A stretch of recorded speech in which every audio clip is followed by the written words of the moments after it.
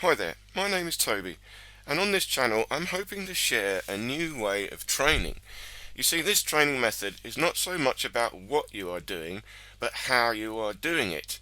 It's not what you do, it's the way that you do it. Now, what do I mean by that? I mean I'm trying to control my body structure from the inside, and this position here is called the neutral stance.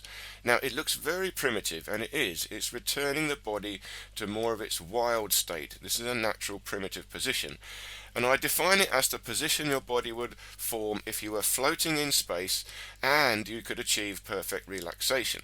So from this position we can do all movements most easily. It's the midpoint of all movement. And we can also isolate different parts of the body. So today we're going to be isolating the knees. And I'm doing an exercise that I call isometric squats. And this is really about controlling the tendons, and in particular, of course, the knee tendons, the tendons that surround the knee joint. And first of all, I'm just practicing lifting the legs up and down, getting the movement in the knee. I'm trying to hold this neutral position, so I've got this basic structure going on, and I'm holding it carefully. There's a bit of isometric tension throughout my whole body. I've got to hold the shoulders up and back, slight backwards arch. And when I lift the legs up, I'm trying to pull the hip joint backwards. I've got to hold the belly in, so the leg comes up, not so much with the knee, but with the hip. I'm pulling the hip backwards and levering with the psoas muscle. This lifts the leg up in an easier way. Now, once I've got the hang of that, what I can do now is start to apply this isometric tension. So I'm using one leg at a time. I'm bending and straightening the knee, but I'm resisting the movement. So when I'm straightening the leg, I'm trying to keep it bent. And when I'm bending the leg, I'm trying to keep it straight. So I'm bending the knee in and out, but resisting the movement. And I call this dynamic tendon isometrics.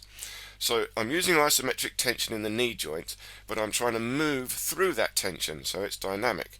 And this will strengthen up the knee joint and increase its mobility, the blood flow to the knee, as well as activate the chi, the energy in that joint. Now, we want to keep the knee straight. We're not twisting it. This is important. You keep the toes in line with the knee and you pull the heel up towards the sit bone. So you're trying to get this perfect alignment with the leg. And once you've got the hang of that, you can actually do this full squat practice. So I'm squatting down and standing up, but I'm creating very strong isometric tension in the knee joints. So when I'm going down, I'm trying to stay standing up. And when I'm down and trying to stand up, I'm trying to pull myself down. So I'm creating an isometric tension in the knee joint against the movement.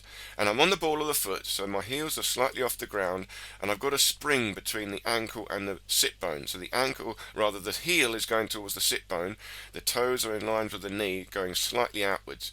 So I mustn't twist the knee. This is important because I'm putting high, strong isometric tension into the knee joint. I go down. As I stand up, you see, I resist. I'm pulling myself back down. Now, as I squat down, I resist. I'm trying to stand up. I'm pulling against my knee joints as I go up and down. You've got to do this carefully, but this will dramatically strengthen the tendons and the hamstring around the knee. And I also called this impossible squats because you can apply so much isometric tension that it becomes impossible to move. So you can also practice this in a static position, strong isometric tension in the knee joint. And it's the secret to doing the horse riding stance and gaining this connection between your bone structure. Okay, do practice very slowly and very carefully, and I hope this made sense. Look forward to seeing you in one of these other videos.